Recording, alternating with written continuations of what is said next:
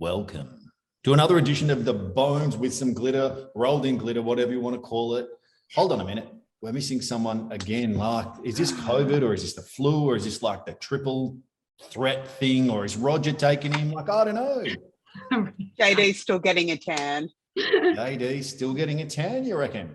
Perhaps. Good on him. We do miss Living him. his I do best life. miss his, intelligence and the way he sort of brings me up from the gutter all the time. So it's going to be up to you two to do that today. But I'm Craig McLeod. That makes you Caro Hendricks. And I am Gabaloo. Gabaloo. Well, I've forgotten what we've actually called this episode, but I did circulate it. What did we call it? We could call it Petrol, price versus brand. Oh, I'm going to ask a question straight up to you two legends. I couldn't give a flying fuck what brand the petrol is. I just go where it's cheap or if it's close and I need it, right? Would you guys agree? There's particular brands that I won't buy from. Like what? Like I 7-Eleven? don't buy petrol at 7-Eleven. You won't buy your petrol or you do? I won't. Why? I don't know. I feel like in the past, it just doesn't seem to last as long. It's like it's watered down. I'm not sure. It's watered down. It's like you're buying the milk from their coffee machine. It's like more water than milk. But it's also, and it's a convenience thing as well. Like there's just particular service stations around near me or ones that I pass often and I will go there. And when you used to get a Seb's coffee every morning on the way to work, you still wouldn't give him any petrol either? No, because the Seb's was in Elstonwick and they didn't have petrol. Oh, right. There's that one on the just corner. A standalone. Yeah. Right. So my choice of petrol is normally BP is the one that I would go to. That's me too. As you both know, I'm a creature of habit. So I go to the same petrol station every time and I go to the exact same pump and I use the exact same every time. And I put the exact same amount in every time. How much? Do you fill up or did you just go like $20? Fill up the whole way every time. Okay. Yeah. Okay. Well, let's perhaps bring the punters in on why they were talking about this. And I will stand corrected. I was surprised. I thought you guys would be like, meh, just like when I needed, I'd go into whichever one. If it's BP, Caltex, Sebs, I don't care. I'm just, but no, you're not. You're definitely brand swayed. I like it. So let's have a look at the ad.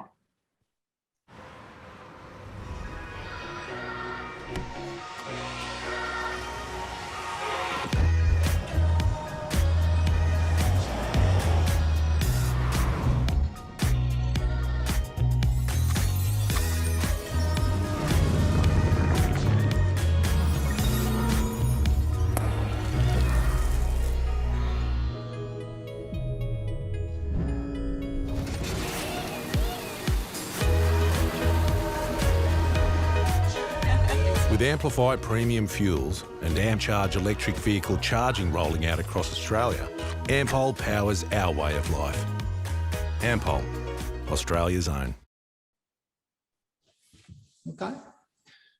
There's a little bit of plug in there. So what does that mean? You plug it in and you pay? Like, is it like there's a meter tick over and you're sucking down the wattage as the coal burns, and fucks the environment, but definitely an electric car is better. And then the batteries, where do they go when the car dies? Who knows? Maybe just in landfill, but it's definitely better than that's all future us problems. Yeah, that's definitely Ella and, we don't have to worry about that right now. What do you think? Not a lot. My first instinct was I didn't realize Ampol was an Australian brand.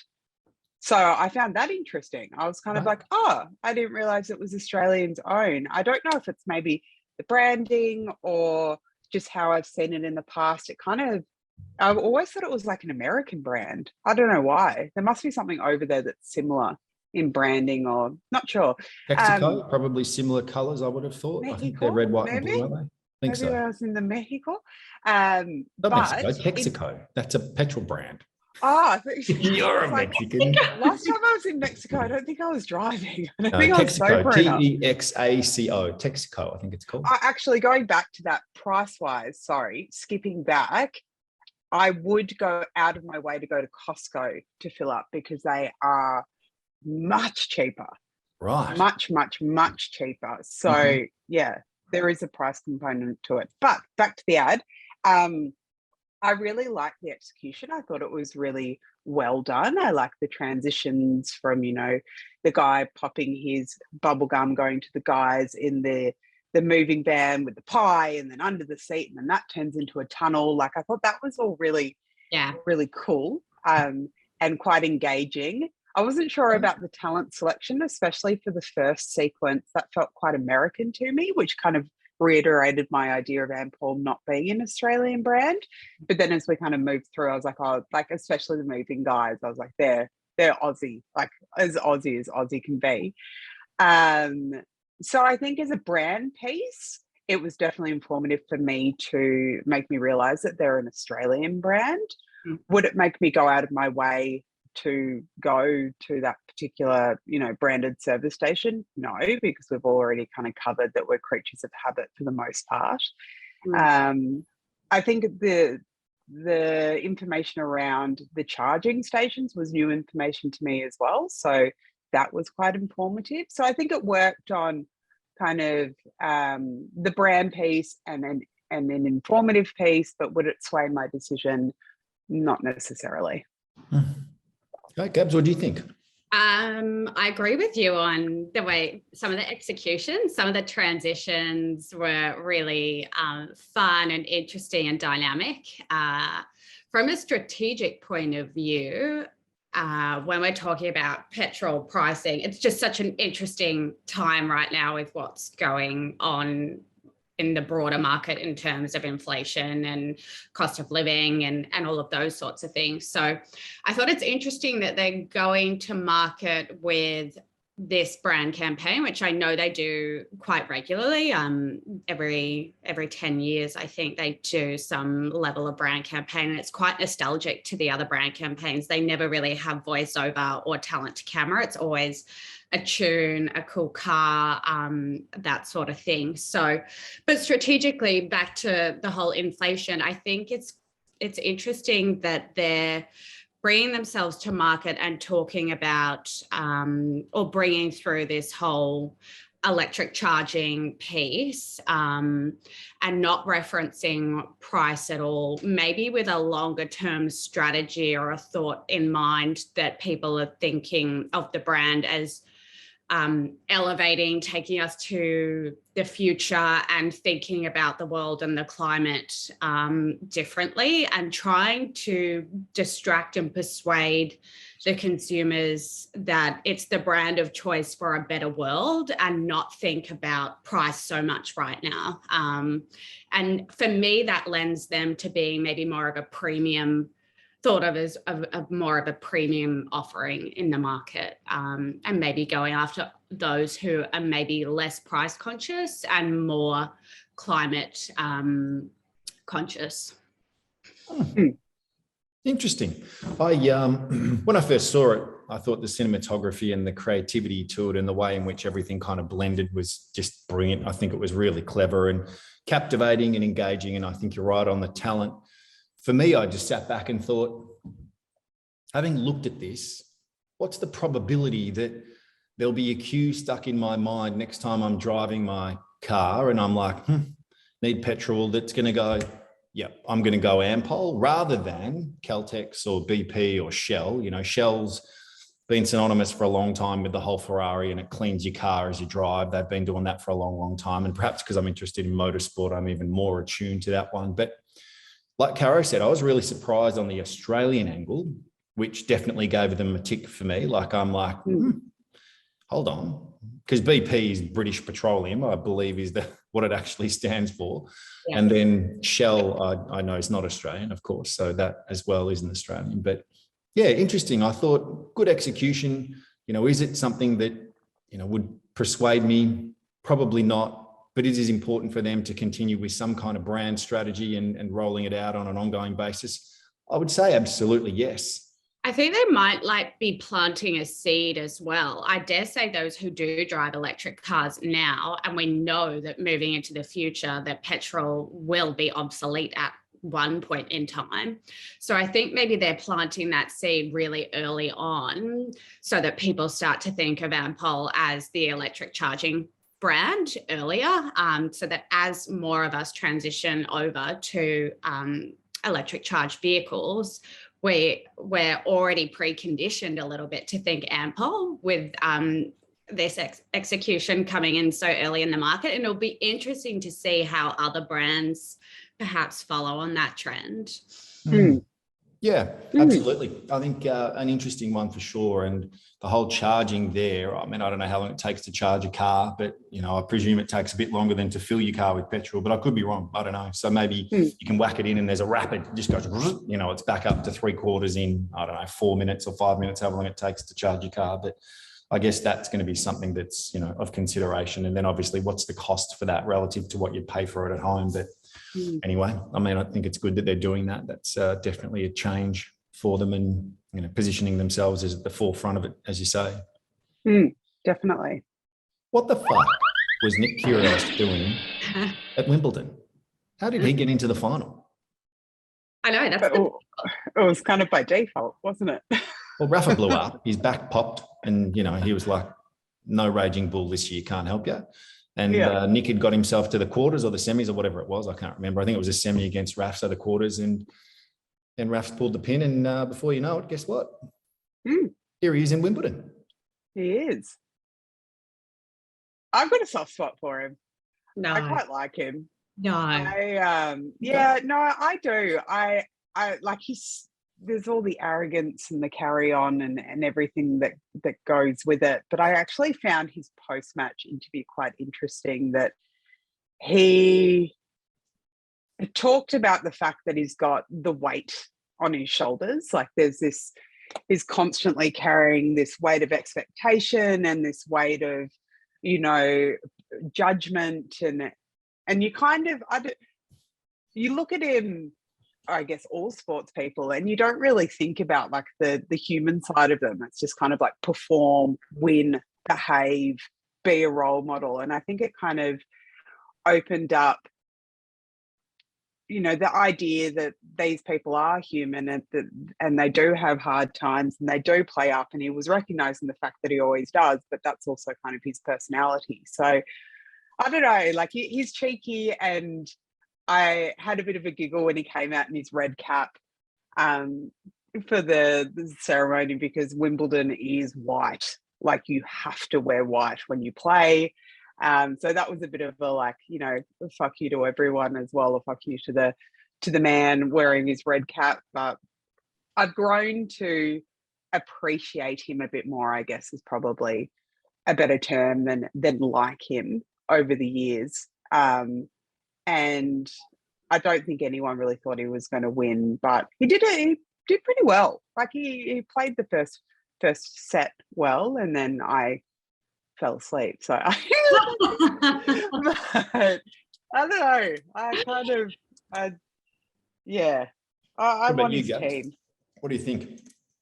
Look, I'm not a huge tennis fan. I'll be like totally honest. But him as a personality, I just don't get along. I don't know. I personally just don't like those gregarious personalities. I think sometimes it's better not to rock the boat, especially when you're in that sort of position.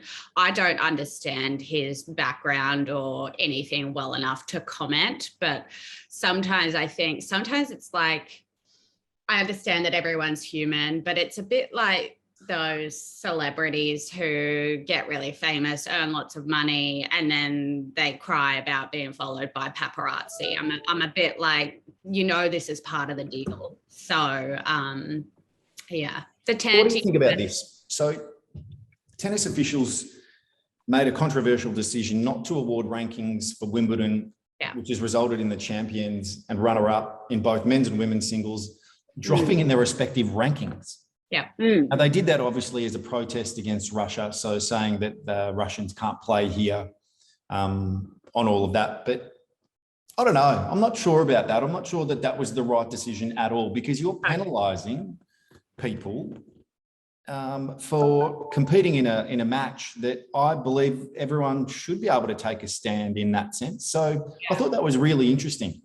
I think there are lots of other ways that they could have protested, and I think there probably should have been more thought into how we can protest, because I think the sentiment of what they were trying to do and the stance that they were trying to make was right, but the way in which it was executed and the fallout of that on people like Kyrgios has such a negative impact to him, his ranking, and also how he's going to see it in other Grand Slams. So I think it's unfair that they've done what they've done. But look, at the end of the day, like him or loathe him, I think the way he handled himself was the best that he's handled himself in a long, long time. And I know there was a lot of back and forth and chatter on the court, and I thought Novak was incredibly endearing with him, and the bromance stuff. I mean, if you want to see the epitome of someone who has respected their opponent and spoken beautifully about them, regardless of everything, I just thought all of that just showed a level of class. And I'm not condoning him coming in saying that he was vaccinated, all of that. So let's leave all that to the side. But I think the way he managed Nick Kyrgios, and Nick being Nick, I thought was extraordinary. And the outtake of that, all it did was elevate him, I thought. Nick was the only one that kind of spoke up about when he was put into not detention, but when Djokovic came in and then was kind of locked up. He was, which is bizarre as well. Okay, Djokovic wasn't allowed to play here because he wasn't vaccinated, yet he's allowed to play in Wimbledon and give Kate Middleton a kiss on the cheek. It was what is going, it's just, anyway, it's all bizarre. I thought he handled it well, though. That's probably my thing on that. But look, we've come to a spot where my boy Johnny was supposed to do harmonics today, but I'm going to step in. All right. Instead of harmonics, we're going to go shapes and colours of brands. Now, it's going to be a little curious, given I had 7 seconds to pull this together. So I don't want you getting too angry with me, but can dance on it. That was a segue that you totally missed pretty quickly. I'm going to start with just some really simple colours and see if you guys can pick up on any of the brands. So I'm going with kind of your yellow and your red. Macca's. Okay, yeah, you got one. What else? What did you say, Gabs? I missed it. She both said McDonald's. Oh, okay. Hungry Jack. Yep. Okay. Yep. No. No, Hungry Jacks. I mean, I don't know the brand very well because I don't eat the stuff, but yellow. What else is Shell? Is yellow and red. Yeah. Okay. Yep. Shell Petrol. Introduce a diamond shape in the middle. Is it an Australian brand? I think it once was. I'm not sure if it still is. Oh, shape. Vegemite. Yeah. There we go. How good that? Like a little start. Okay, let's go with a rectangle with a stripe on the bottom. So long rectangle, stripe down the bottom, and some lettering that runs through the middle there. For those of you playing at home, and you're on Spotify, you can't see any of this. So best you can. Rectangle with a stripe. Okay, I'm going to give you some colours. Navy, big rectangle. Red, small, skinny rectangle across the bottom. Pinstripe in between. This is going fabulously, isn't it? Is it a fashion brand? No. Is it a car brand? No. You can eat it though, and it's Aussie. 4 in 20 pies? No, not even close. You can eat it and it's Aussie. It's blue, white, and red. Blue section, white lettering, red across the bottom. I've got 5 more seconds. John. It sounds like English muffins. English muffins packaging. Where little Vegemite with wheat bix on the bottom. Okay, I'm going to give you another one. It's a pretty strange one. It's a myriad. It's a mix, a mashup of words. It's 2 words coming together to form something, and it's got like a rectangle on the top and then some weird little cutout bit to make the bottom section of the logo. Can we get a category? Is it food again? No, it's telecommunications. Unilever. Yeah. No. Fuck. Oh, okay. It's Yes, Optus? Nope. Telstra? Yeah. How good's this going? Hard. It's hard without seeing. Yes, I know. That's the idea of it, you banana. I know. Okay, let's just give you a simple one. It's shaped like an apple with a bite out of it. Apple. Oh! Yeah. Okay, we're going to go with another one. Kind of a triangle thing, but there's like 3 stripes out of the triangle and the words across the bottom. Both of you have these in your wardrobe. Matte pack? No. Triangle like this. Yes. And then there's 3 stripes. Adidas. Yay! What about like a black tick? Nike. Yeah. Hey, who's running this show? Okay. Heart with another heart and then word underneath and it's red. Roses. No. Heart. It's not road, it's... Peter's ice cream. Oh, streets. Yay! Close. Okay, I'm going to give you an easy one. It's a rectangle. It's a triangle, whatever that is, where this bit's straight and this bit's on an angle. And then there's something in that triangle, and then there's word along the bottom, and the word starts with black lettering. You might find it in the air. Qantas.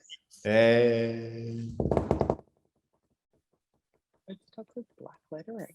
Okay. We're going with just a couple more, just to keep you motivated, just to keep you interested. No, this is fun.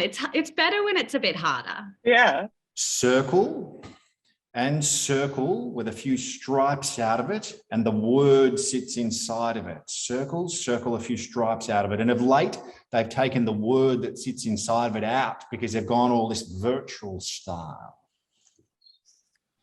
Circle. Banking. MasterCard. Hey! Stop it. Okay, this is a really simple one. It's like a ribbon and it's got like a little fold in it, and we watch it on a fairly regular basis when we're not streaming. Netflix. What? Netflix? We're not streaming when we're watching. Foxtel. Oh, Channel 7. Yeah. You're really Okay, staying in this same category, we're going with an audio band, and the way it goes like this. ABC. Okay. Aren't we all the smart ones who watch shitloads of fucking ABC? Yeah, it seems that way. What about a red circle with another red circle in it? Hey, who's running this show? I'm just putting it out there. Say it again, because I didn't hear A red circle within a red circle. Red circle within a red circle. Circle red? Try again. What is a red circle in a red? Target. Yay! Whoop, whoop, whoop, Yeah. I'm just looking at what's open on my browser. I don't know if anyone else would be enjoying this, but we're having a grand old time. What about a multicolored letter that sits within the first half of the alphabet? Multicolored letter that sits within the first part of the alphabet. Google. Yay! God. Oh, word's multicolour, you banana. But the Yeah, G. but it's like its icon is just the G. You banana. Okay. Orange square, black writing. Orange square, black writing. Category? Electronics. Orange business services. No, very good. Sorry. Orange square, black writing. What was the category? Electronics. I love the brand and I frequent it It's a good place. Oh, it's JB Hi-Fi. Yeah. That's yellow. It's yellow and black, mate. What did I say? Orange. Orange. Oh, I meant yellow. Come on, keep up. Gab's even got it.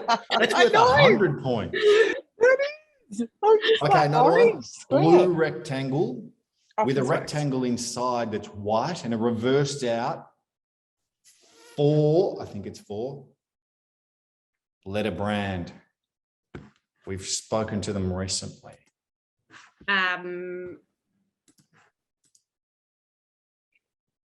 Blue rectangle. Sorry, that wasn't a cue. Ah, blue rectangle with a 4-letter word. Yeah. Yeah. Yeah. Yeah, The people yeah. code. Aldi? Yeah. We've spoken to them recently, Gabaloo, as in yesterday or the day before. Did I speak to them too? Who did you guys have meetings with? Let me check my calendar. Kate, Huh? busy. Oh, Busy. busy. Hey! Are we, what have we done? How long have we been going? We've been going for ages, haven't we? Yeah. But that Okay, was let's really wrap it. fun. That was good. Yeah, let's do that again sometime. Hey, what about What's a that? good Just one? for like a step in. And how about JB changing their color to orange? That's just my tip for the day. I know. I want the reckon new it's, logo orange. it's their From here new on in, brand that's Orange. happening. It's another episode of The Bones of Advertising. Please don't go changing. We'll see you next week. Maybe we'll be back to 4. Who knows? Maybe I'll have the week off because everyone else has. Toodaloo, don't See you go. later.